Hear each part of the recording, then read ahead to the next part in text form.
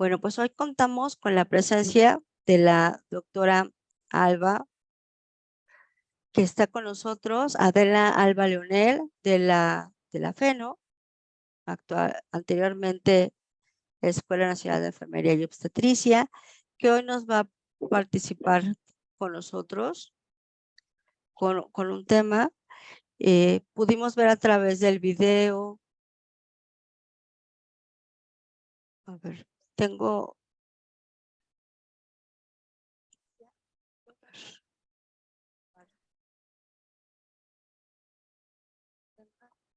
pudimos ver a través del video. A ver, es que algunas personas dicen que no se escucha, pero bueno. Entonces, bueno, pues tuvimos ver a través del video gran parte de su trayectoria, de publicaciones como docente, como ponente en algunos congresos, tanto nacionales como internacionales. Y me parece que pues tendremos una ponente excelente que ¿Podemos grabar finalmente eso? nos va a poder compartir una gran ponencia. ¿Está Y grabando? bueno, pues sin más, le cedo la palabra, doctora, Bueno, para que nos compartas su no, información. Muchísimas el gracias. video. Muchas gracias. Ah, Muy buenos días a nada. todos y todas. Hoy vamos a retomar algunos conceptos que ya habíamos visto hace un mes. Espero que los podamos tener un poco en mente para poder empezar con los estudios analíticos. En la sesión pasada, pues, hicimos la presentación sobre los estudios descriptivos.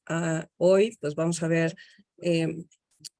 los estudios analíticos y nos vamos a centrar básicamente en dos, que son los estudios de casos y controles y los de corte. Y bueno, pues me gustaría empezar con decirles pues cuáles son sus ventajas, desventajas, cuándo debemos de usar estos.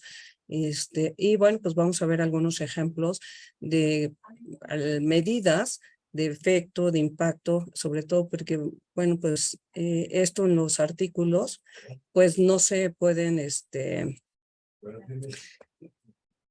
nada más nos dan los datos y nosotros tenemos que hacer la interpretación. ¿Ok? Pues bueno, los estudios de casos y controles lo que hacen es tratar de hacer una relación entre el efecto y la causa, o bien de la enfermedad, y buscar por qué se enfermaron, ¿no? Entonces podemos estudiar una sola enfermedad y muchos factores de exposición. Por ejemplo, no sé, estos estudios son útiles para enfermedades raras. Entonces, bueno, podríamos ver, permítanme un momento, déjenme pedir a mis compañeros a ver si pueden bajar su sonido.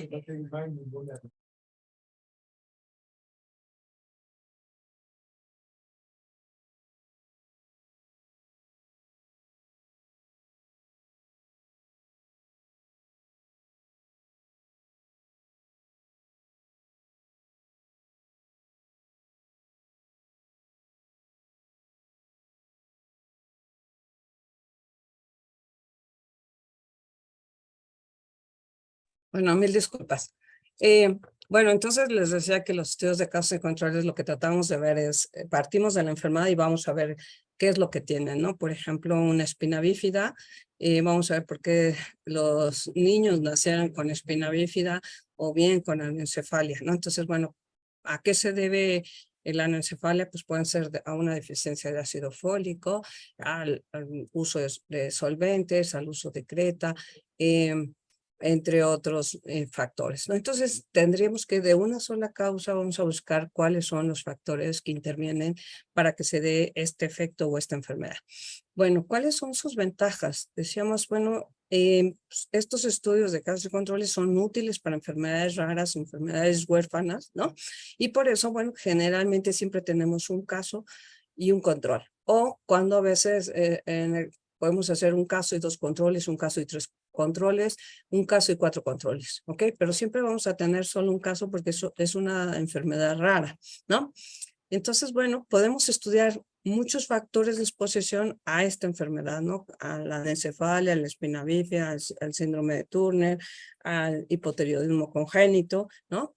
Que son algunas de las enfermedades raras. Y bueno, podríamos decir que estos estudios, en teoría, son rápidos porque mucha de esta información puede ser que ya esté recolectada, en el expediente clínico, que esté recolectada en las hojas de enfermería, esté recolectada en las libretas de ingresos o de egresos, etcétera, ¿no? Dependiendo de lo que queramos estudiar.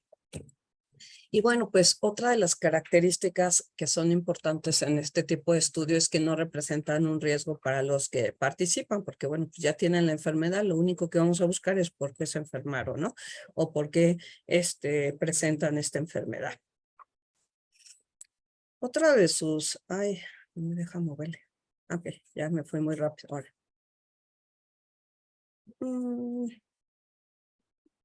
No sé qué estoy haciendo hoy. Ok. Otra de sus ventajas es que son baratos porque ya la información ya está recolectada y bueno, podremos decir que está recolectada, pero también vamos a ver que esto de que la información ya está recolectada también tiene algunos problemas de sesgos de información, ¿no? Entonces, ¿por qué? Porque fue recolectada con otros fines. Bueno, otra característica o ventaja de los estudios de casos y controles, decíamos parte de población enferma, ¿no? Y vamos, si lo vemos desde el punto de vista de la temporalidad, entonces vamos de efecto a causa, ¿ok? Bueno, ¿cuáles son las desventajas? Pues que es difícil conseguir los casos, sobre todo porque son enfermedades raras, ¿no? Y bueno, pues cuando se trata de estas enfermedades y sobre todo cuando son muy complejas, pues el costo de los estudios puede aumentar, porque entonces es como buscar una aguja en un pajar, ¿no? Es buscar una enfermedad rara en un gran número de la población, ¿no? Otro de los sesgos importantes de estos tipos de estudios es que, bueno, la información fue recolectada en el pasado y bueno, pues puede ser que la información fue recolectada con otros fines y entonces, bueno, pues a veces en los expedientes clínicos nosotros quisiéramos saber cuál es el consumo de ácido fólico y no aparece, o cuál es el peso de la mujer durante el embarazo y no aparece, ¿no? Entonces, bueno, pues hay algunos datos que podríamos ir perdiendo, ¿no? Otra desventaja de este tipo de estudios es que como, por ejemplo, lo decíamos en las mujeres embarazadas, un factor de riesgo para presentar espina bífida o anencefalia, pues bueno, pues es la deficiencia de ácido fólico, ¿no? Y entonces, bueno, pues a veces esto, muchos de las pacientes, o no son pacientes más bien, de las mujeres embarazadas, llegan al hospital, ¿no? Y entonces, bueno, pues nos damos cuenta que el producto tiene anencefalia o espina bífida. Y entonces, bueno, pues empezamos a hacerle todo una anamnesis o un interrogatorio de por qué puede tener esta, ¿no? Entonces le empezamos a preguntar si consumió ácido fólico y bueno, pues si le preguntamos, o lo más importante que nosotros sabemos que el ácido fólico debe ser durante el primer trimestre, que es cuando se forma el tubo neural. Entonces, bueno, pues si yo le pregunto a una mujer después de 9 meses si consumió o no ácido fólico, pues no se acuerdan. Y bueno, pues muchas de las mujeres también no sabemos que estamos embarazadas hasta, a veces hasta los 9 meses algunas, ¿no? Entonces, bueno, pues si uno le preguntara si consumió el ácido fólico, pues me pueden decir que sí cuando no lo consumieron o no cuando sí lo consumieron, ¿no? A veces dicen, sí, tomé una pastillita verde o azul. Pues sí, pero el ácido fólico no es ni verde ni azul, ¿no? Entonces, bueno, puede haber sesgos de memoria o preguntarle, ¿y usted cómo era su dieta? ¿No? Hace 6 meses, ¿no? O cómo fue su dieta en el primer trimestre de embarazo. Pues me dirán, quién sabe, ¿no? Entonces, bueno, pues hay sesgos de memoria que nos pueden dar información, pues no tan verídica o completa, ¿no? Bueno.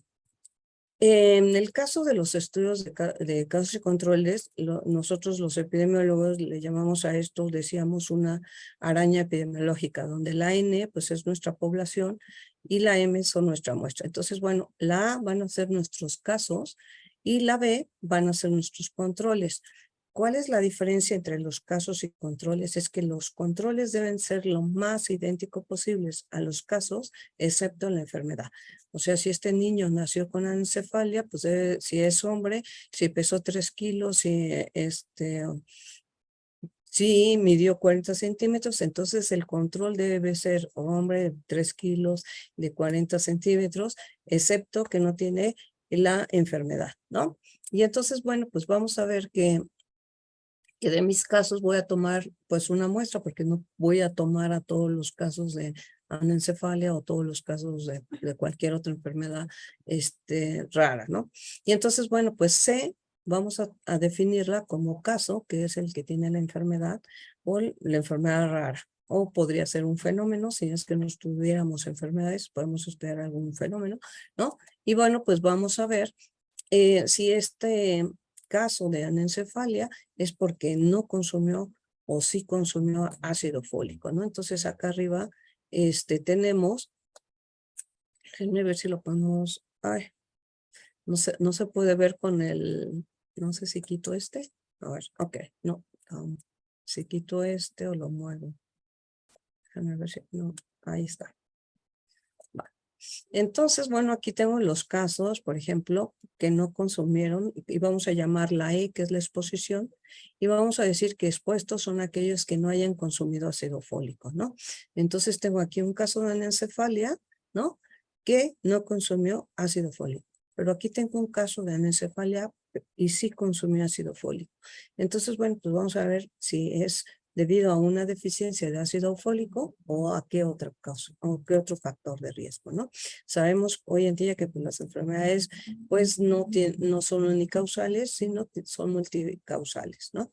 Entonces acá tengo y bueno, podría ser que aquí encuentre dentro de mi grupo de casos alguien que dije que tenía anencefalia, pero a la hora que yo hago toda una anamnesis, una exploración y una prueba diagnóstica, a lo mejor puede ser que tenga una microcefalia, ¿no? Y entonces, bueno, pues tendré que eliminarlo de mi estudio, ¿no? A lo mejor tiene microcefalia porque no consumió ácido fólico o tiene microcefalia y se consume ácido fólico, ¿no? Pero entonces, bueno, estos los voy a eliminar porque yo tengo que comprobar que realmente sí tenga la enfermedad rara y que sí está expuesto a la exposición que yo esté determinando, ¿no? Y entonces aquí voy a tener mis controles, ¿no? Como no puedo estudiar igual a todos, voy a seleccionar una muestra y decíamos que estos deben de ser lo más idénticos posibles a los casos exceptos en la enfermedad y sobre todo esta enfermedad rara, ¿no? Entonces, bueno, aquí vamos a tener un no caso que no tengan encefalia y tampoco consumió ácido fólico, ¿no? Y aquí no tiene anencefalia y sí consumió ácido fólico, ¿no? Y aquí puede ser que también tenga algunos casos que yo dije que tenía alguna microcefalia cuando en realidad sí eran encefalia, ¿no? Y entonces, bueno, pues estos también los voy a eliminar, ¿no? Para mi estudio y me voy a quedar solamente con los controles y los casos, ¿ok? Bueno, en todos los estudios necesitamos calcular la medida de efecto o de asociación. ¿Esto para qué nos sirve? Bueno, pues nos dice qué tanto se asocia, por ejemplo, la deficiencia de ácido fólico con la anencefalia, ¿no? O también podríamos decir qué tanto se asocia el consumo o la deficiencia, perdón, de ácido fólico con la anencefalia, ¿ok? Entonces, bueno, para poder calcular la medida de efecto, pues bueno, tendría yo que tener como, pues cuántos casos tengo y cuántos controles tengo, ¿no? Entonces es lo único que sé cuando yo empiezo un estudio de casos y controles, sé cuántos casos y cuántos controles, cómo se van a distribuir en mi tablita. Esta tabla se llama de 2×2 y bueno, vamos a tener aquí a los casos de anencefalia que no consumieron ácido fólico y estos van a estar dentro de esta celda que se llama A, ¿no? Entonces A son los casos expuestos. En la celda B voy a tener los que no son casos y están expuestos. ¿Qué quiere decir esto? Que no tienen anencefalia y no consumieron ácido fólico, ¿ok?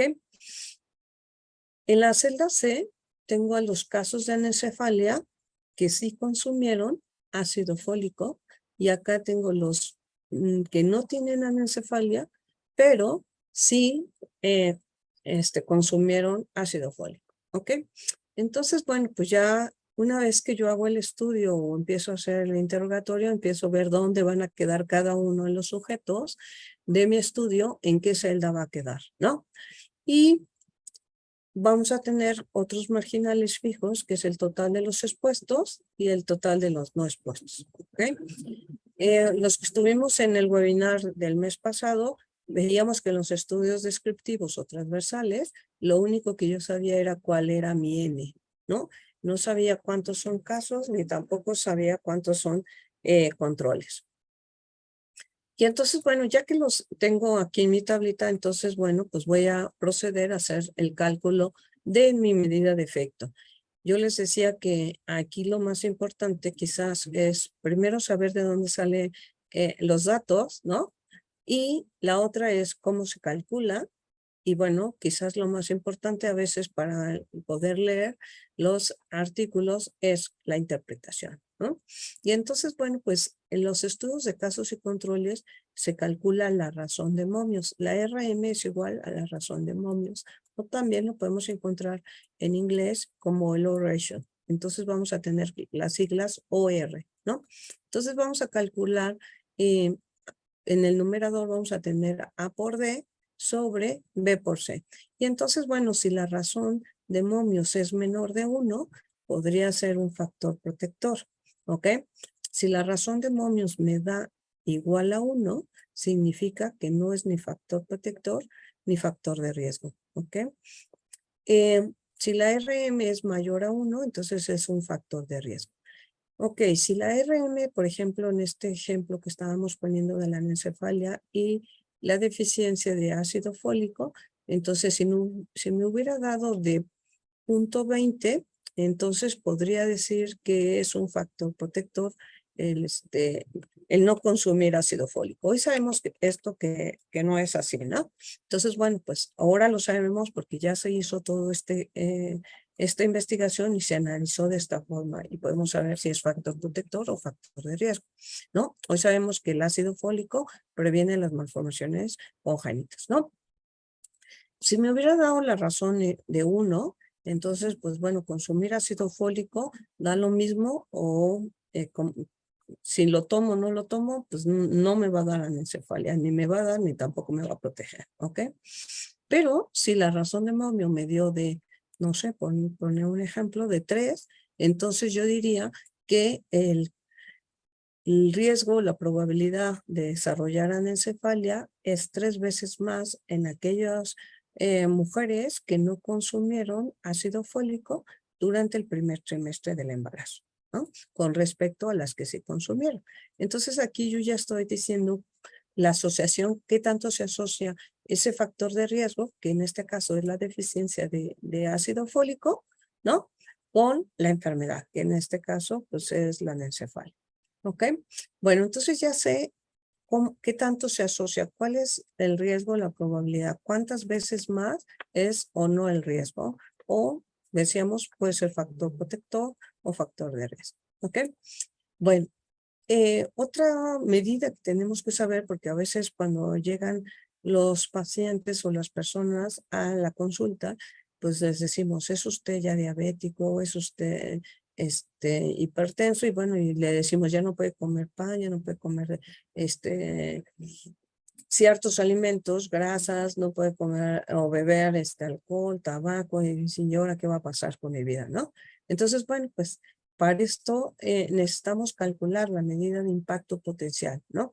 ¿Qué tanto, cuál es el peso que tiene este factor de exposición? Por ejemplo, ahorita la deficiencia de ácido fólico con la anencefalia.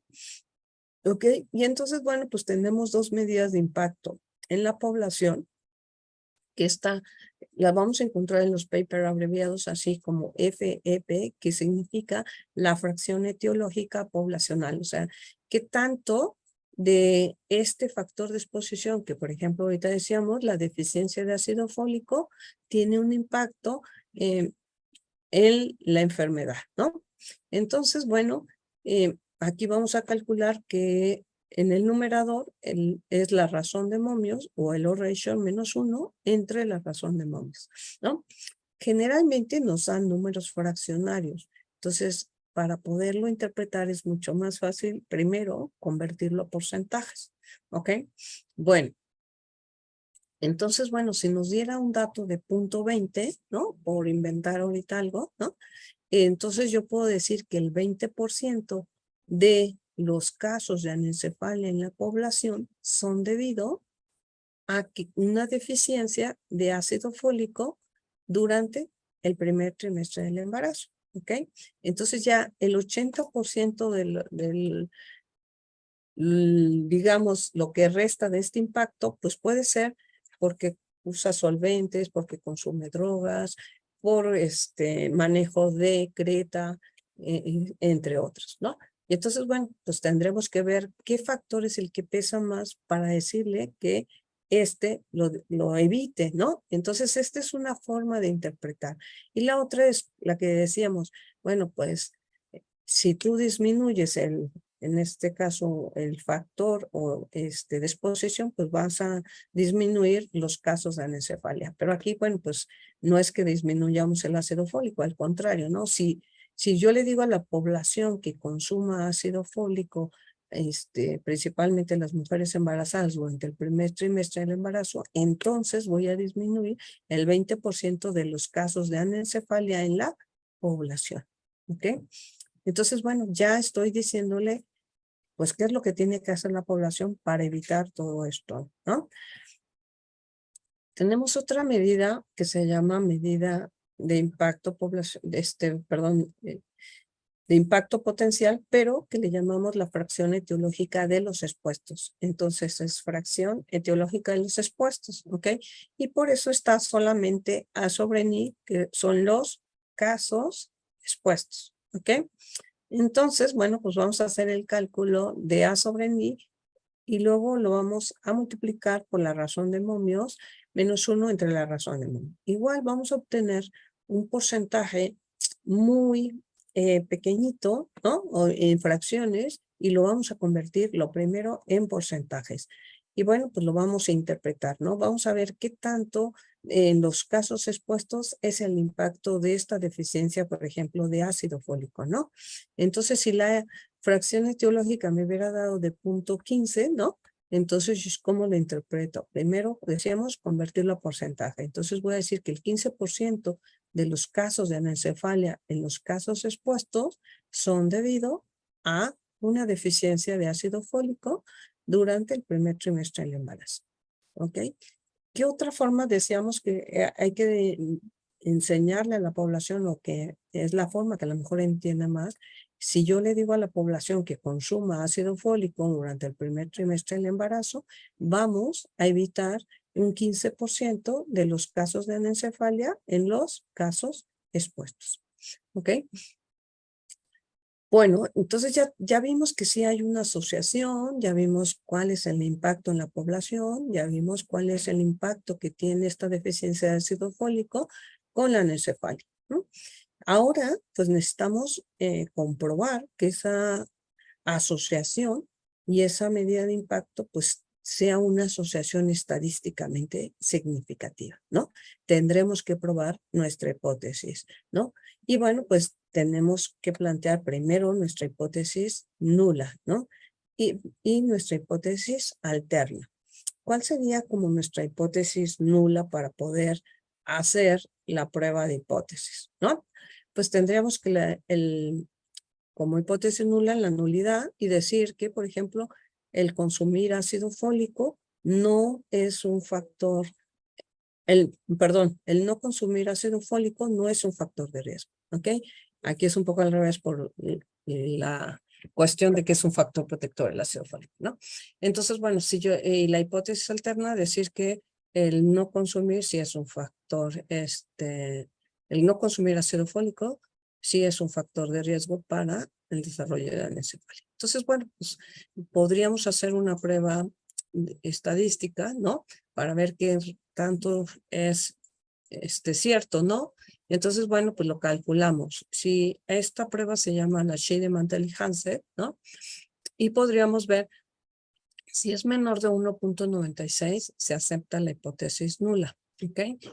Y Si es mayor a 1.96, se rechaza la hipótesis nula. Entonces, supongamos que fuera aquí la Schirmer inteligencia mayor a 1.96, estamos rechazando nuestra hipótesis nula. ¿Qué quiere decir? Que entonces el no consumir el ácido fólico es un factor de riesgo. ¿Ok? Entonces, bueno, de esta forma ya podríamos un poco leer los estudios. Y ahorita, pues, espero que podamos hacer un pequeño ejercicio y lo logremos todos. ¿Ok? Bueno. Entonces, ahora pasemos al otro tipo de estudio que se llama estudios de cohorte, ¿no? Entonces, bueno, este tipo de estudio se caracteriza porque va de causa a efecto. ¿Se acuerdan que el de causas y controles era al revés, no? Era de efecto a causa. Entonces, aquí una característica y muy importante de este tipo de estudios es que parte de sujetos sanos los ponemos a un factor de exposición y los vamos a ir siguiendo y vamos a ver qué desarrolla, ¿no? Entonces aquí tenemos una sola exposición y tenemos muchas enfermedades, ¿no? No sé si alguien habrá podido ver algún día la película esta de Super Engórdame, ¿no? Aquí, bueno, pues la población norteamericana había demandado a la empresa de McDonald's porque decía que su dieta les producía obesidad. Y entonces, bueno, pues sabemos que las industrias farmacéuticas y pues todas las industrias grandes, pues destinan muchos de sus recursos a una cuestión de publicidad y a otra de tener abogados, ¿no?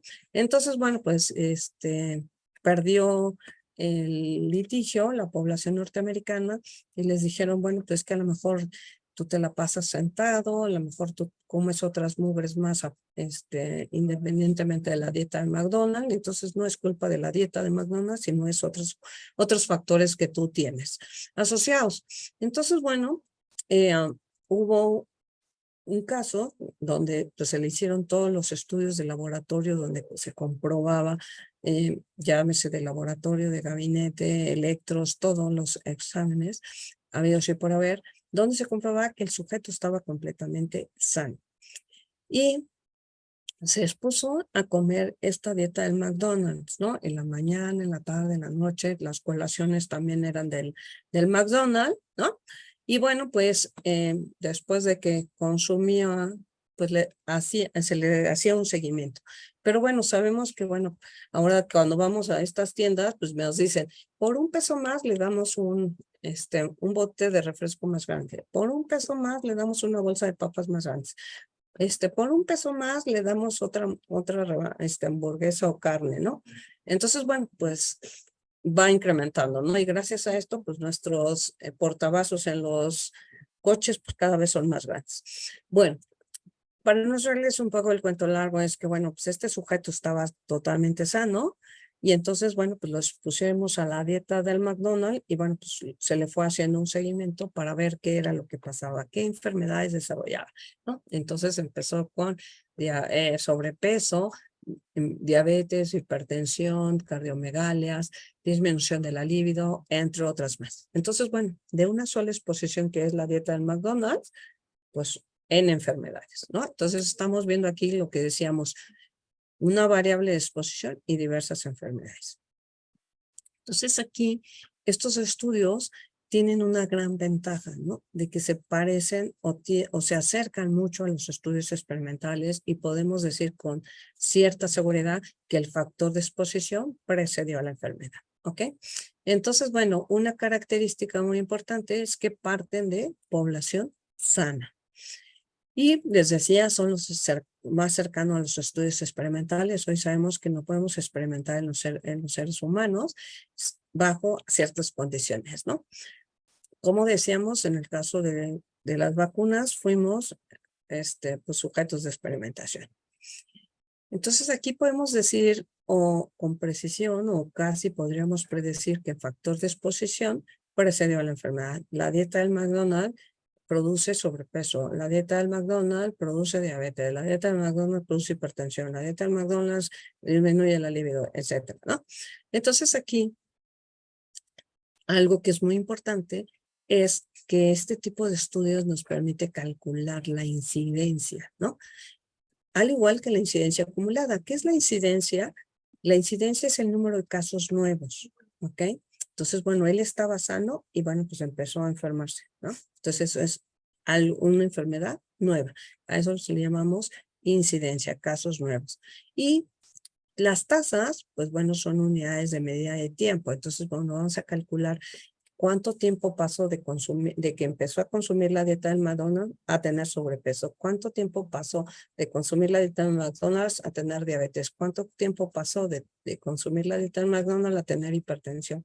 Y así sucesivamente. Entonces, bueno, pues vamos viendo cómo está contribuyendo este factor de exposición a la enfermedad, ¿ok? Y bueno, podríamos ir haciendo la incidencia acumulada, pues ahora, ¿qué otra enfermedad tiene, no? Si estuviéramos estudiando una sola enfermedad, podríamos en una población, pues vamos a ver cuántos de nosotros desarrollamos sobrepeso, diabetes, hipertensión, cardiomegalia, entre otros, ¿ok? Bueno. Otra de sus ventajas de este tipo de estudios es que podemos estudiar pues, varias enfermedades a una sola exposición, ¿no? Y podríamos en algo que es muy importante, diferenciar con los estudios de casos y controles, es que vamos a disminuir los sesgos de información, porque la información la estamos obteniendo en este momento, ¿ok? Entonces, bueno, pues también los sujetos que vamos a seleccionar, pues van a estar muy conscientes de que ahorita están sanos, a qué se exponen y qué tanto se exponen, ¿no? Y bueno, pues son estudios prospectivos que los vamos a ir siguiendo, pues no sé, puede ser días, semanas, meses, años, más, ¿ok? ¿Cuáles son sus desventajas de este tipo de estudios? Pues que son caros por el seguimiento, ¿no? Y que bueno, pues otra de las desventajas es que muchas veces el investigador se muere y no conoce los resultados, o el investigador se hace viejo y apenas está conociendo los resultados, ¿no? Entonces, bueno, esa es otra de las desventajas. Otra de las grandes desventajas es que tenemos pérdida de sujetos. Y pérdida de sujetos por N causas, como desde que ya no quieren participar, porque se cambiaron de domicilio, porque se murieron, ¿no? Entonces, bueno, pues sí, es difícil llevar con el total de sujetos con el que empezamos y que hayan terminado. Pues, bueno, otra desventaja es que consumen tiempo, ¿no? Dependiendo también, decíamos, cuánto tiempo lo vamos a seguir. 10 semanas, 15 meses, cuántos años, ¿no? Yo les decía, por ejemplo, estamos tratando, la maestra Claudine y una servidora, tratando de hacer un estudio cuasi experimental, ¿no? Que hay que hacer un seguimiento de 10 semanas, ¿no? Entonces, bueno, puede ser que perdamos sujetos, como ahorita en el estudio que también tengo, que es uno de calidad de sueño, que hay que seguirlos por 10 semanas, entonces he perdido 3 personas porque han fallecido, otras porque han muerto y otras porque perdón, que no han querido ya participar y otras porque realmente pues se han cambiado de domicilio, ¿ok? Entonces, bueno, pues sí, hay pérdida de sujetos. Entonces también tendremos que contemplar eso en nuestro tamaño de muestra, minimizar este efecto de pérdida de sujetos en nuestro tamaño de muestra. Bueno, podríamos decir que otra desventaja es que no son útiles para enfermedades raras, porque imagínense, de aquí a que los encuentro y de aquí a que si los sigo, pues a lo mejor igual la enfermedad rara es altamente letal, ¿no? Entonces, bueno, pues no es útil para enfermedades raras, a diferencia de los estudios de casos y controles. Y bueno, pues son de baja reproducibilidad. O sea, no cualquiera vuelve a reproducir este tipo de estudios porque son caros, consumen tiempo, ¿no? Por ejemplo, no sé si han escuchado la corte de Framingham, que lleva muchos años de seguimiento, ¿no? Entonces, bueno, pues que ahorita nosotros replicáramos la corte de Framingham, pues sería caro y nos llevaría mucho tiempo, ¿no? Entonces, bueno, pues por eso no hay, la reproducibilidad es muy baja, ¿ok?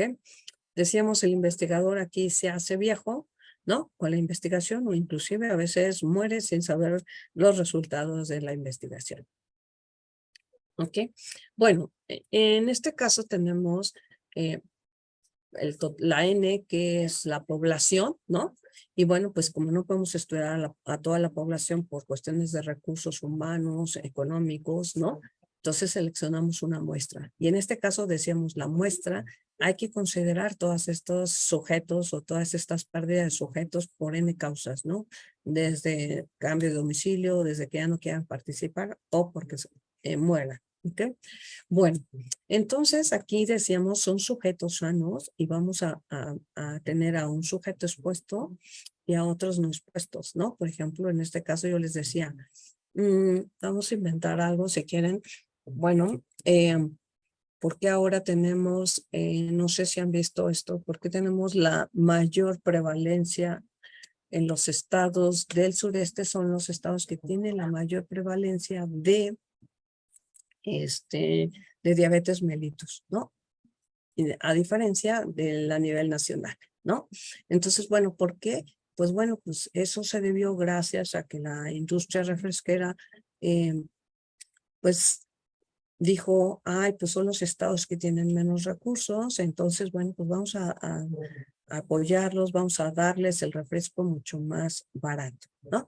Y entonces, bueno, pues es mucho más barato consumir refresco que tomar agua, que consumir leche, que consumir cualquier otra bebida. Entonces, bueno, podríamos poner como factor de exposición el consumo de refresco y los que no consumen refresco, ¿no?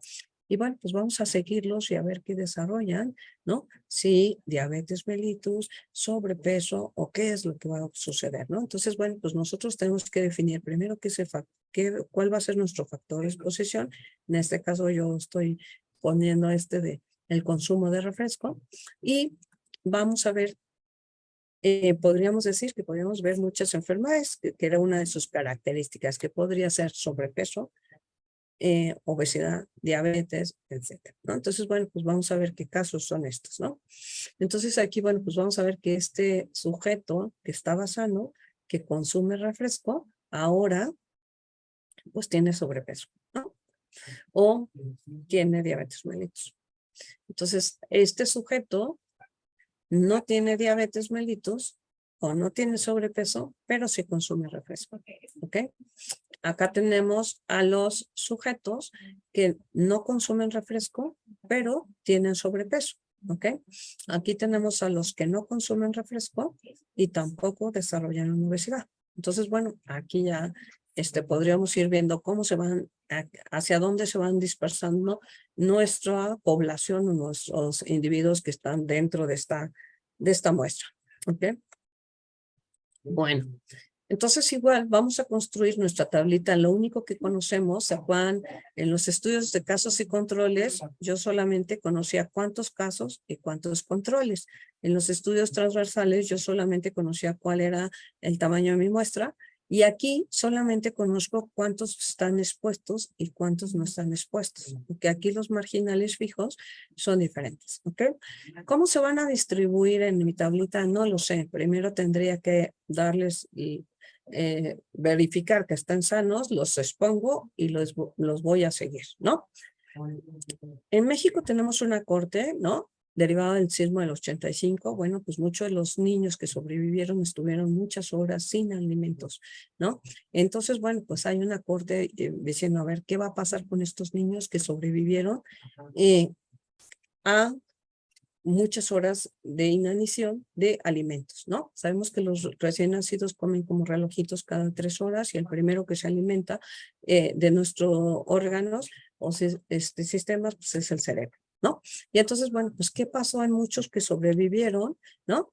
Y ¿cómo está su coeficiente intelectual? ¿Cómo está su cerebro? Entonces, bueno, pues hay una corte. Entonces, el factor de exposición aquí fue pues la inanición de la alimentación y pues vamos a ver, por ejemplo, pues cuántos tienen un IQ bajo, ¿no? Y cuántos sí tienen un IQ normal. O simplemente, como decíamos el otro ejemplo, de estos que sí toman refresco, ¿cuántos desarrollaron diabetes? Estos que sí, que consumen refresco, no han desarrollado diabetes. De estos que no toman refresco, pero sí tienen diabetes, y de estos que no consumen refresco tampoco tienen diabetes. ¿Ok? Entonces ahora necesitamos saber o calcular cuál es la medida de efecto. ¿Qué tanto se asocia el consumo de refresco y el sobrepeso? ¿Qué tanto se asocia el consumo de refresco y la diabetes mellitus, ¿no? Entonces, bueno, pues aquí nuestra medida de efecto o de asociación es el riesgo relativo, ¿ok? En los papers los vamos a encontrar abreviado como RR, ¿ok? Y cómo se calcula el riesgo relativo es A sobre N y C sobre no, ¿ok? Entonces, bueno, ¿cómo se interpreta igual? Si es menor de 1, es un factor protector, ¿no? Si es igual a 1, no es ni factor protector ni factor de riesgo.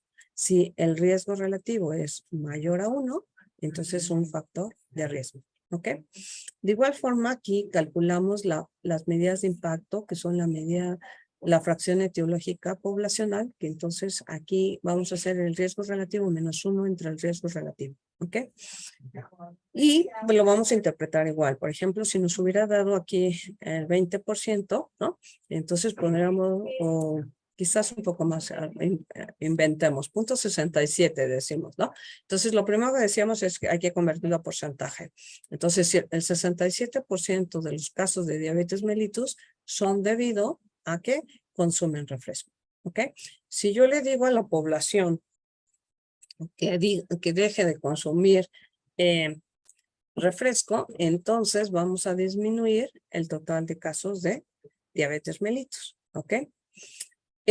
Ahora, si nos vamos a la fracción etiológica en los expuestos, vamos a ver que igual tenemos un número fraccionario que podría ser, no sé, vamos a inventar ahorita 30, y entonces puedo decir que el 30% de los casos de diabetes mellitus en los casos expuestos son debido a que consumen refresco, ¿ok? La otra forma yo le diría es que si usted deja de consumir refresco, vamos a disminuir el 30% de los casos de diabetes mellitus en los casos expuestos, ¿ok? Y bueno, de igual forma, pues bueno, queremos o necesitamos comprobar que pues esta asociación sea estadísticamente significativa. Entonces, bueno, pues vamos a tener que hacer una prueba de hipótesis, ¿ok? Y podríamos en este caso hacer una Schema Intelligence, que es, digamos, un poco la más fácil y sencilla ahorita para un poco explicar, ¿no? Y entonces, bueno, si la Schema Intelligence nos fue, o nos dio mayor a 1.96, aceptamos la hipótesis nula. Por ejemplo, si nos hubiera dado aquí de 8, entonces, bueno, podría decir que el consumo de refresco es un factor de riesgo para desarrollar diabetes mellitus o desarrollar la obesidad. ¿Ok? No sé si tengamos alguna duda hasta aquí y no sé si también tengamos un poco de tiempo para primero poner un pequeño ejercicio y primero tendríamos que ver qué tipo de estudio sería para saber qué medida de efecto calculamos. Sí, Magali, por favor. Hola, buenos días. Muchas gracias por la presentación, está muy entendible. Y mi pregunta es si podemos utilizar el Mantel-Hassel también para aplicar en pruebas diagnósticas. Podríamos sí, siempre y cuando decíamos, bueno, pues hay que ver cómo está, pero en pruebas diagnósticas sí, o sea, en tamizados no tanto, ¿ok? Pero sí lo podemos utilizar, ¿no? Pero hay que definir qué vamos a tomar como caso, que caso podría ser que la prueba sea positiva, no caso que sea falsa positiva, ¿no? Dependiendo cómo definamos nuestro caso y no caso, ¿ok? Sí, porque en la prueba diagnóstica también utilizamos la tabla de 2x2 para definir la eficacia. Entonces, por eso era mi pregunta, porque es algo parecido. Sí, con esto podemos calcular la sensibilidad y la especificidad de algunas pruebas, ¿no? ¿Qué tan, por ejemplo, de la glicemia, pues tenemos la glucosuria, glicemia capilar, la química sanguínea, la hemoglobina glicosilada y la curva, ¿no? Pero, pues una es más sensible y específica que otra, ¿no? Y entonces, bueno, sí podríamos utilizar esta prueba, sí. Muchísimas gracias, muy amable. No sé si tenemos un poco de tiempo y un poco a hacer el ejercicio. Sí, sí, tenemos disponibilidad de tiempo y se podría realizar el ejercicio sin problema, doctora. Ok. Bueno, aquí tenemos que la radiación ionizante como factor de exposición de leucemia, el estudio se realizó en la población de Hiroshima y Nagasaki después de la caída de la bomba de atómica en esta zona, ¿no? En Hiroshima y Nagasaki. Entonces, bueno, aquí ya se vio cuál es la tasa de leucemia y los que no les dio leucemia, ¿no? A menos de 1 kilómetro de distancia del epicentro de la bomba de Hiroshima, pues se ve que hay mayor número de casos de leucemia, pero a menos de 1 kilómetro también hubo personas o individuos que no tuvieron leucemia. Acá, de 1 kilómetro a 1.49 hubo 49 casos y acá 24 no tuvieron leucemia, ¿no? Entonces aquí apareciera que mientras más lejos, pues hay menos casos de leucemia, ¿no? Y acá, pues bueno, obviamente mucho más casos que no tienen leucemia. Entonces, bueno, vamos a definir como caso igual a que tenga leucemia y no caso es que no tenga, ¿ok? Expuesto es que estuviera a una distancia de 0.49 kilómetros del epicentro y no expuesto es que estuviera a una distancia mayor de 1.49 kilómetros del epicentro, ¿ok? No sé si primero regresamos a esta y alguien me podría decir, por favor, qué tipo de estudio sería o qué tipo, el ideal del estudio sería un estudio transversal, un estudio de casos y controles o un estudio de cohorte. Casos y controles. ¿Me podrías decir, por favor, Luz, por qué de casos y controles? Porque tiene a los expuestos, a los no expuestos y tiene el factor. Además, precisamente otra característica que creo que sí nos mencionó, doctora, por cierto, muchas felicidades, me gustó mucho su ponencia, es Gracias. precisamente que vamos a estudiar hacia atrás lo que pasó. Entonces, por eso es casos controles. Tiene a los expuestos, no expuestos y a los que tuvieron, en este caso, la enfermedad. Pero dice la radiación ionizante como factor de exposición de leucemia, ¿no? Por ejemplo, a lo mejor cuando sucedió el evento de la explosión de la bomba de Hiroshima, a lo mejor muchos murieron instantáneamente, calcinados, ¿no? Y para que les diera leucemia, ¿qué pasó? Es una enfermedad que o sea, yo me expongo hoy y mañana me da. No. Entonces, ¿qué tendría que haber pasado? Una corte. Una cohorte, ¿ok? Porque partimos del factor de exposición que es la explosión o la radiación ionizante, ¿ok? Y bueno, aquí la definición decía que la exposición es que estuviera a una distancia menor a 1.49 del epicentro, ¿ok? Entonces, bueno, a menor distancia, mayores casos de leucemia en teoría, ¿no? Y mientras más lejos estemos, menos casos de leucemia, ¿no? Entonces, bueno, pues vamos a ver eso. Primero, pues a lo mejor si esto lo hiciéramos, no sé cuánto tiempo nos tardaríamos una vez que estamos expuestos para desarrollar leucemia. La radiación tiene dos efectos, uno directo y uno indirecto en el DNA. Entonces, hay algunos estudios que mencionan que a partir de 5 años ya podemos identificar si la célula tuvo una reparación o no por la DNA polimerasa y si no la tuvo, ya se manifiesta en crecimiento alterado de las células. Excelente, muy bien. Entonces, pues aquí entonces sí tendríamos que ver, pues, cuál fue la distancia y cuántos vivían a esa distancia y después, pues, seguirlos y a ver qué pasa, ¿no? Este es un estudio muy similar al que se ha hecho en México. No sé si alguien de aquí está de Veracruz, que fue el caso de Anaversa, ¿no? Donde hubo una empresa que se quemaron varios agroquímicos organoclorados y entonces, bueno, pues derivado de esa explosión, pues a estos sujetos también los midieron cuántas casas había alrededor de las que sobrevivieron, ¿no? Y fueron viendo después de X años qué es lo que desarrollaban. Y muchos desarrollaron cáncer, ¿no? Entonces es un estudio muy similar, pero en México, ¿no? Pero aquí la exposición fue una combustión de plaguicidas organoclorados, ¿no? Entonces, bueno, aquí tendríamos que calcular entonces un estudio de cohorte, es un estudio de seguimiento. Ya está la exposición y ahora vamos a ver qué desarrolla, ¿ok? Entonces, aquí lo que nos interesaba pues eran las leucemias, ¿no? Entonces, no sé si alguien me podría hacer el favor si nos vamos a la fórmula de la medida de efecto, entonces, ¿cuánto nos dio la razón o el riesgo relativo? Entonces, bueno, primero tendríamos que construir qué hay en cada celdita, ¿ok? Entonces, bueno, ¿podemos hacerlo? Acá están los datos.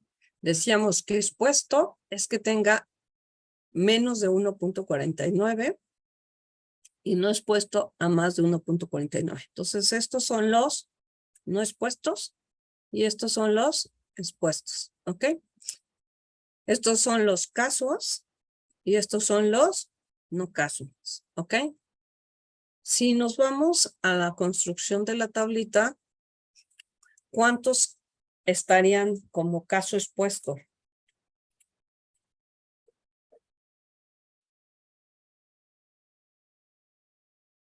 Serían 211 en relación a la casa. 41. Exacto, 211. ¿Qué es esto?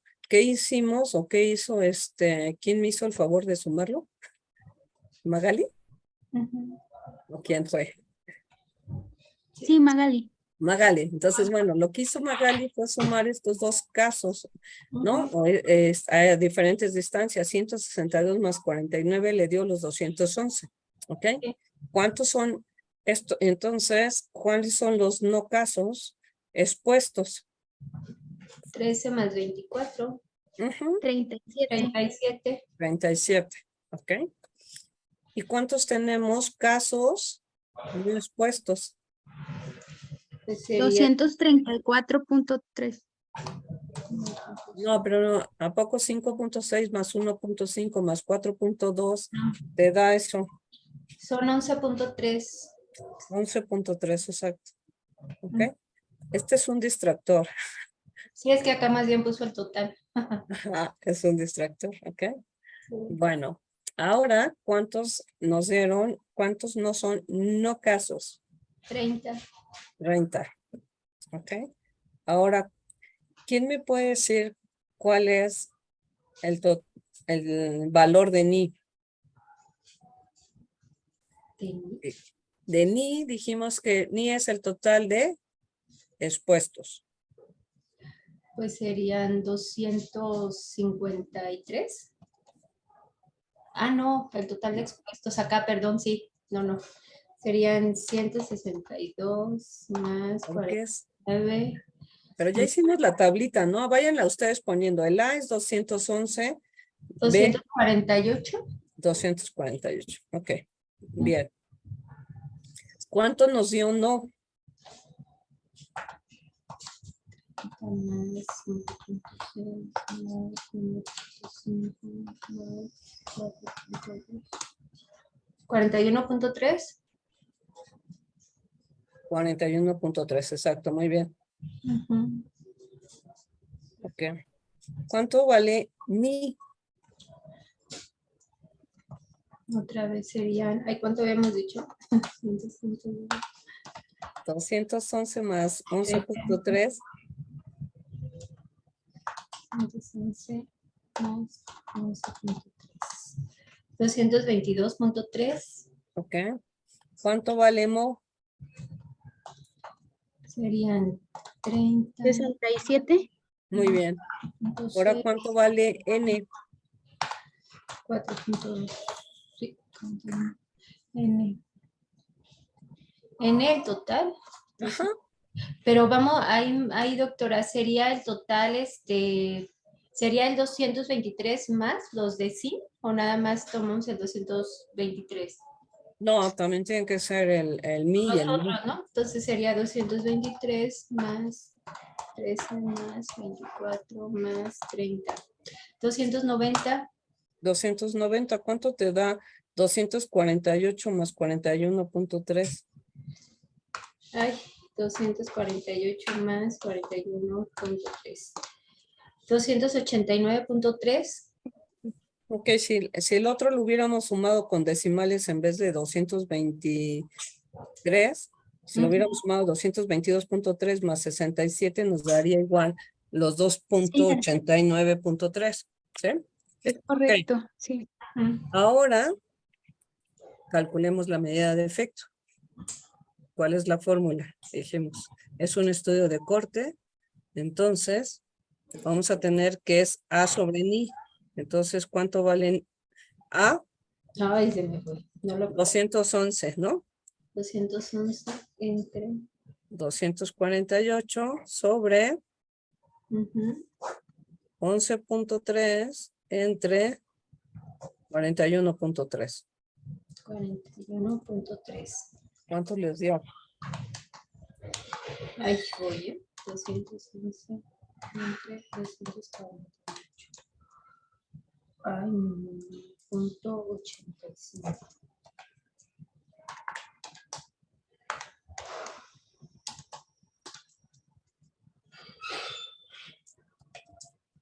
Esto es otro, perdón. 3.1. 3.1. Ok. Entonces, ¿qué significa eso?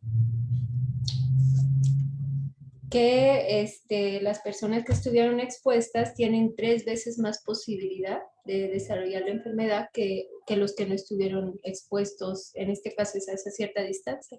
Ok, pero bueno, entonces, si lo aplicamos esto a la definición de caso y a la definición de exposición, ¿cómo me lo interpretarías? Que las personas que estuvieron expuestas tienen 3 veces más posibilidad de desarrollar leucemia que las personas que no tuvieron expuestas. Ok, ¿y cuál era el factor de exposición? Porque pues me dices, no expuestas. Pues la radiación, ¿no? La radiación a la bomba. Pero fue la exposición o más bien la distancia. La Fue. distancia, sí, sí, sí. Sí, porque nos lo presentó a cierta distancia, sí, doctora.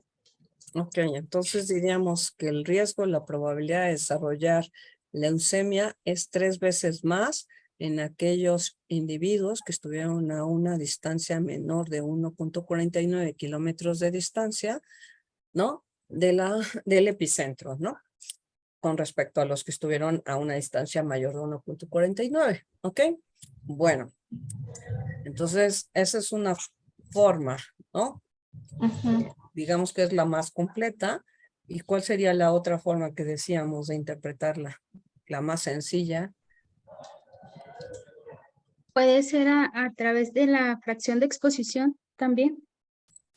No, sigamos un poco todavía con la medida de efecto, ¿no? Decíamos que hay dos formas. Ahorita la que dijimos, la larga, el riesgo, la probabilidad de desarrollar leucemia es 3 veces mayor en aquellos individuos que estuvieron a menos de 1.49 kilómetros del epicentro, ¿no?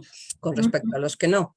La forma más sencilla es decir, pues que el estar a menos de 1.49 kilómetros de distancia es un factor de riesgo para desarrollar leucemia. Ya no estoy diciendo cuántas veces más, nada más estoy diciendo es un factor de riesgo para desarrollar leucemia, ¿no? La distancia.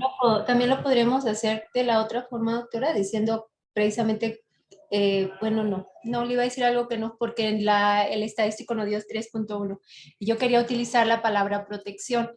Entonces, no sé si se vale decir eso porque nos está saliendo mayor a 1. No, ahí no se puede. Okay. Por eso decía, la forma más sencilla primero es ver si, si la medida de efecto es menor a 1, entonces es un factor Es un protector. factor protector, así es. ¿Ah? Pero si me hubiera dado igual a 1, ¿qué hubiera pasado? Pues sería igual, no sería ni protector. Da lo mismo ni, estar a no menos de 1.40 o a más de 1.40, ¿no? Así es. Ok. Bueno, ahora calculemos la fracción etiológica poblacional. Aquí está la fórmula.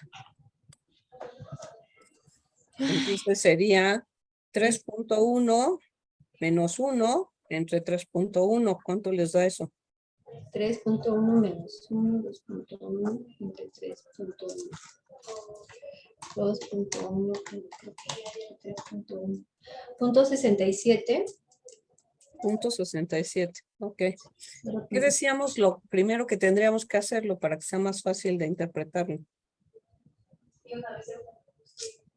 Ay, pues ahí me hablaron, pero no sé si sea pasarlo a porcentaje. Dijimos que lo primero que tenemos que hacer es convertirlo a porcentaje para que sea más fácil, ¿no? Sí. Entonces, ahora ya sé que es el 67%. Entonces, ¿y ahora cómo lo interpreto? A ver si estoy bien. Ujú. Bueno, no sé si quieras participar otra persona, perdón. ¿No? Ahora sí que quien guste. Que el 67% de las personas que estuvieron a una distancia de menos de 1.47 metros desarrollaron la leucemia. Creo que lo dije mal. Un poco complicado. Un poco, pero más o menos. ¿Quién nos puede decir otra interpretación que hayamos entendido? Sí, sería que el 67% que se encontraba a una distancia de 1.49 tiene mayor probabilidad para desarrollar la leucemia. Bueno, nos han faltado dos cosas ahí, ¿va? Entonces, uno, el 67% de los casos, el 67% de los casos de leucemia en la población son debido a que estuvieron a una distancia menor de 1.49 kilómetros del epicentro. ¿Ok? Esa es una forma. La otra es, a veces les decíamos que la población lo entiende más de esta forma, ¿no? Si yo le hubiera dicho que se alejen, ¿no? En vez de estar como de curiosos, o a lo mejor a veces estamos de curiosos, ¿no? Vamos a ver qué hay, ¿no? Entonces, si yo les digo que se alejen a más de 1.49 kilómetros de distancia, entonces vamos a evitar el 67% de los casos de leucemia en la población. ¿Okay? Ahora, si calculamos la fracción etiológica de los expuestos, ¿cuánto nos da? A sobre Ni es 211 sobre 248 por 0.67, ¿no?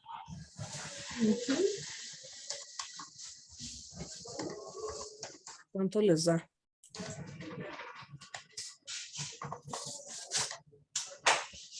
Punto 57. 0.57 por 0.67. ¿Ya hiciste toda? Ya. O sea, nos da en total. Sí, 211 entre 248 por punto 67, punto 57.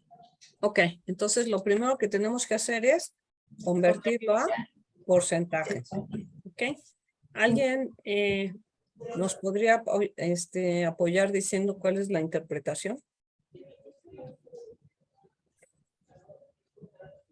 No todos al mismo tiempo porque no los puedo escuchar. Doctora, a mí recuérdame por favor, la sigla, ¿qué significa exactamente T? Factor, No, fracción fracción. etiológica poblacional y fracción etiológica de los expuestos. O sea, ¿qué tanto de todos los factores, qué tanto es el peso de ese factor con respecto a la enfermedad? ¿Okay? Bueno, ¿quién nos puede ayudar a interpretarla? Podría ser que el 57%, por lo que me dice que significa, que el 57% de las personas que desarrollaron o desarrollan leucemia. De los casos expuestos, de leucemia, Estuvieron son debido a estar a una distancia de igual o menor de, ay, ya se me perdió la distancia. 1.49 kilómetros. 1.49 kilómetros de distancia a una zona de radiación. O del epicentro, para que sea más fácil. Ok. Ok. ¿Cuál sería la otra forma de interpretación, sobre todo para decirle a la población o a los casos expuestos en este caso? Si yo le digo a los casos expuestos que se alejen a más de 1.49 kilómetros de distancia, entonces vamos a disminuir el 57% de los casos expuestos de leucemia. ¿Eh? Bueno, no sé si tengamos, bueno, pues tendríamos que hacer la prueba de hipótesis, pero ¿alguien la quisiera hacer? Si nos va dictando los datos. Bueno, A vale 200, A vale 211, D vale 30. Entonces es 211 por 30. 30. Luego menos 37 por 11.3. Y eso es el numerador. Ajá. Y luego hay que hacer primero lo que está acá. Dice que hay que multiplicar todos los marginales, que es el mimonino, que es 2.22.3 por 67 por 248 por 41.3 entre n menos 1, que n es 289.3 menos 1. ¿No? Y bueno, ya que tengamos primero la multiplicación y luego ya dividimos entre los 289, el resultado de le sacamos la raíz cuadrada, ¿no? Raíz cuadrada.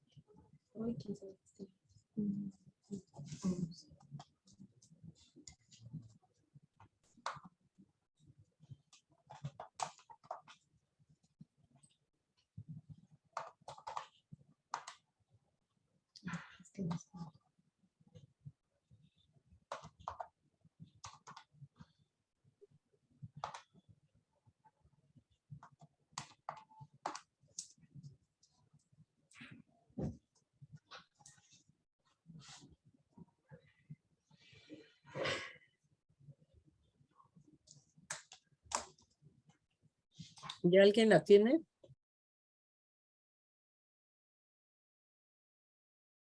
Me salió 8.12. La hice muy rápido, no sé si esté correcta, pero me salió 8.12.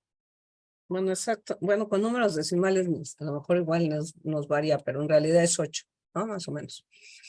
Entonces, primero decíamos que tendríamos que plantearnos nuestras hipótesis nulas, hipótesis alterna o las hipótesis estadísticas, ¿no? Entonces, la hipótesis nula sería que el estar a menos de 1.49 kilómetros de distancia, pues no es un factor de riesgo para desarrollar leucemia, ¿no? Y nuestra hipótesis alterna sería que el estar a menos de 1.49 kilómetros de distancia es un factor de riesgo para desarrollar leucemia, ¿ok? Entonces, si la Schiedemann-Mantel y Hansel nos dio 8, ¿qué significa? Aquí está la interpretación, ¿no? Dice, si es mayor de 1.96, se acepta la hipótesis nula. 1.96, 3.9. Y si nos dio 8, entonces, ¿qué hacemos? Pues sí, sí se aceptaría la hipótesis. Ajá, que entonces... Que ah, la nos- cercanía al centro donde se generó la radiación, sí realmente está causando un efecto en producir leucemia. Así es, ¿ok?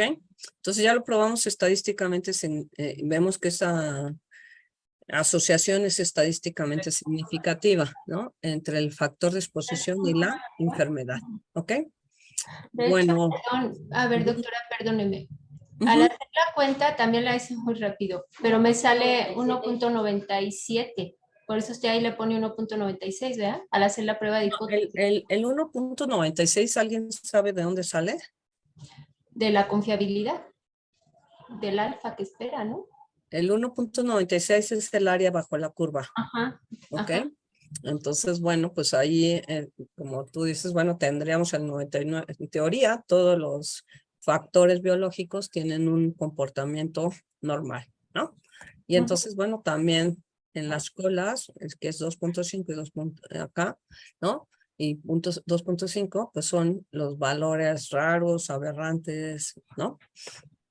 Entonces, bueno, por eso es 1.96. O sea, no es un número mágico que yo me lo haya sacado de la manga. No, es que al hacer la cuenta igual y también la hice muy rápida, igual y me salió mal, porque si yo cuando lo veía, yo decía, bueno, es que precisamente es por su confiabilidad o por el área que está bajo la curva, pero me llamó la atención que también me dio esa al hacer la cuenta, igual y la hice mal, pues, y el resultado es 8, como menciona Magali. Sí, es más o menos, es 8 y fracción, ¿no? Okay. Entonces, bueno, pues sí, podemos comprobar Entonces, que sí, que el factor, el estar a menos de 1.49 kilómetros de distancia es un factor de riesgo para desarrollar leucemia, ¿ok? entonces Bueno, aquí la cuestión sería que los valores que obtuvimos, o sea, la posibilidad del 5% de que no sean al azar, que sean realmente como el fenómeno que usted mencionaba que está dentro de la campana de Gauss. ujú. Acuérdense que, bueno, casi todas las pruebas estadísticas o el margen de error que nosotros permitimos en el área de la salud pues es el 5%, ¿no? Los que nos ponemos muy finos, pues es el 1%, ¿no? Pero el ponernos muy finos necesitamos un tamaño de muestra más grande, ¿no? Entonces, sí, pues todo tiene, digamos, sus ventajas y desventajas. Pero bueno, pues lo que está permitido como máximo error es 0.5, ¿no? El 5% de que nos equivoquemos, ¿no? Bueno, pues no sé si tengamos otras dudas de más. No he visto el chat, soy sincera. Pero más bien es como, no son dudas, ¿va? Claudia, o Claudine, perdón. Bueno, no he visto, o sea, yo ahorita apenas estoy mirándolas, pero No, no veo doctora, ningún- no son dudas, es para las constancias. Las compañeras que han tenido dudas han estado interactuando. muchas gracias. Pues no sé si tengamos otra duda o demás. Doctora, ¿va a quedar disponible esta grabación para nosotros? Porque la verdad está muy, muy bonita. Supongo que lo que me decía Claudine es que sí, que queda dentro del repositorio, ¿no? No sé si eso es así o no. Hasta donde sé, sí. No lo sé, porque Sí, sí está grabado. La maestra Claudine está grabando. Ahorita me dejó como anfitriona porque está viendo unos detalles del foro. Y sí, en efecto, se está grabando. Ahorita me comunico con el ingeniero Fernando para que nos haga llegar la liga.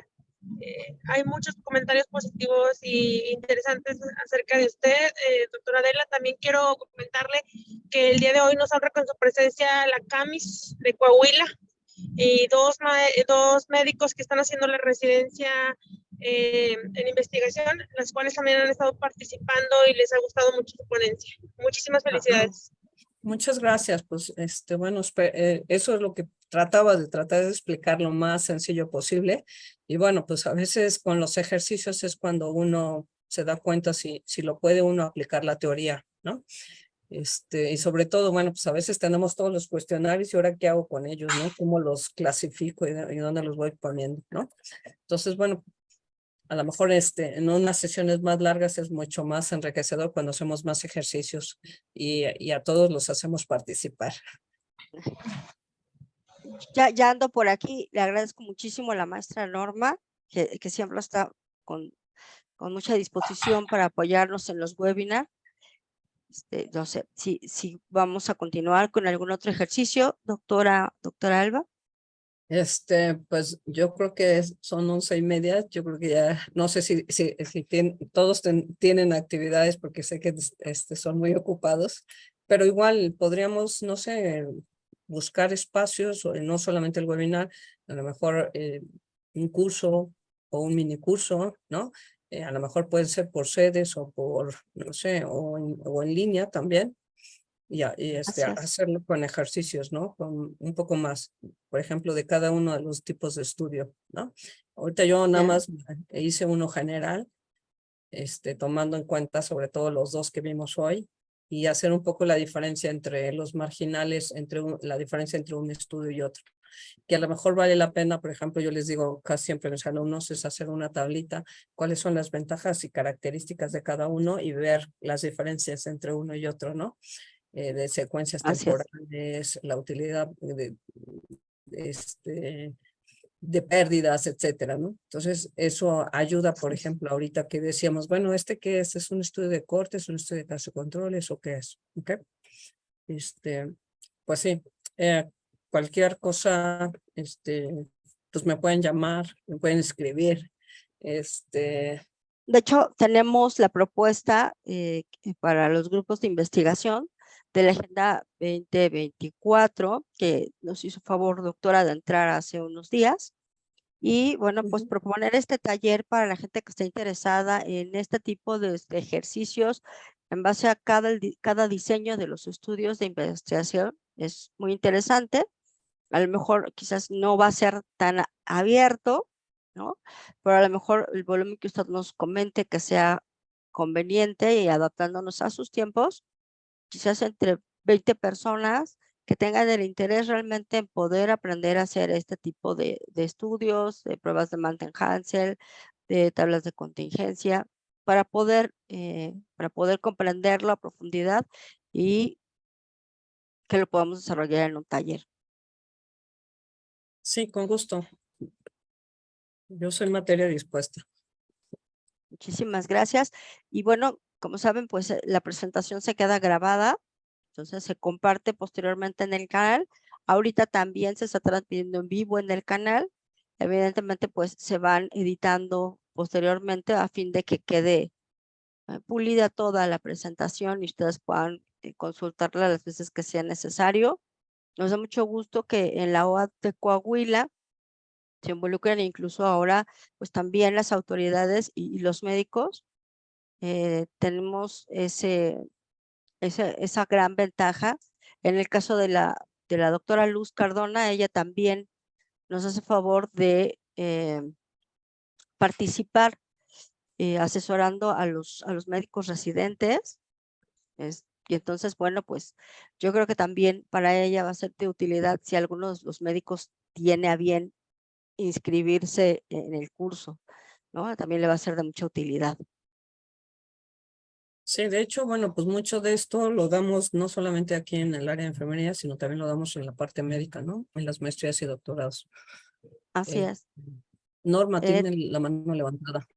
Sí, adelante, Sí, maestra el Norma, por coordinador de favor. Gracias, maestra Claudine. El coordinador de planeación y enlace les va a dar unos mensajes. Buenos días, maestra Claudine. Me da mucho gusto saludarla. Maestra Adela, felicidades por la ponencia.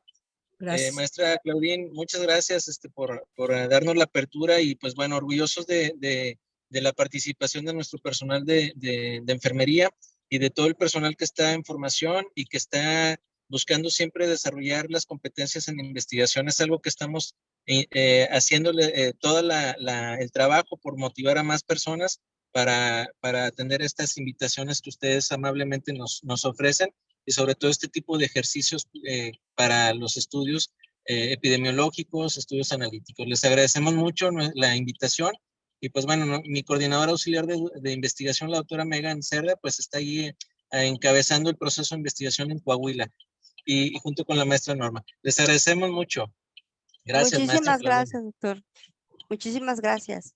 Saludos. Gracias y saludos. Pues muy bien, no sé si tengamos algunas preguntas justamente de la doctora Megan. Comparte una felicitación acerca de la sesión de los grupos de enfermería del día de hoy. Bueno, pues tenemos un excelente ponente que realmente este tema pues es uno de los muchos temas que domina muy bien. Entonces, bueno, pues ya solamente quizás haremos algunos ajustes en cuanto a la agenda de la doctora para poder planear este taller. Seguramente pues va a ser completamente un éxito para todos los que estemos interesados en tomar.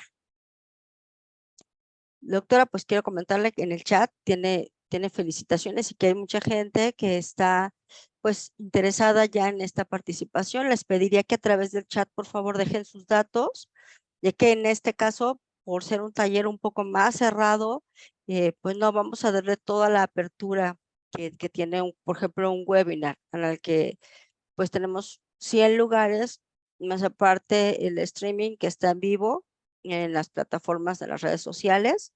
Entonces, quien tenga la intención de tomar este taller, les pediré por favor que dejaran sus datos para contactarlos en cuanto tengamos una fecha ya definida.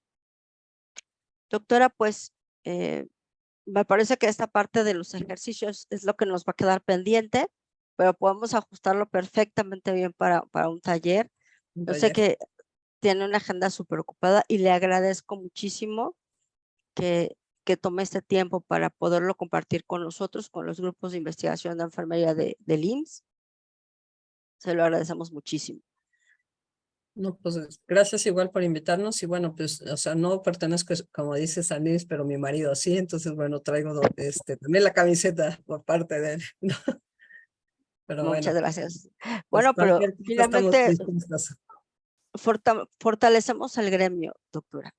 Y eso Claro, es lo sí. importante, tanto en las facultades de enfermería a nivel nacional e internacional y en el instituto, pues la intención de nosotros siempre es fortalecer al gremio de enfermería.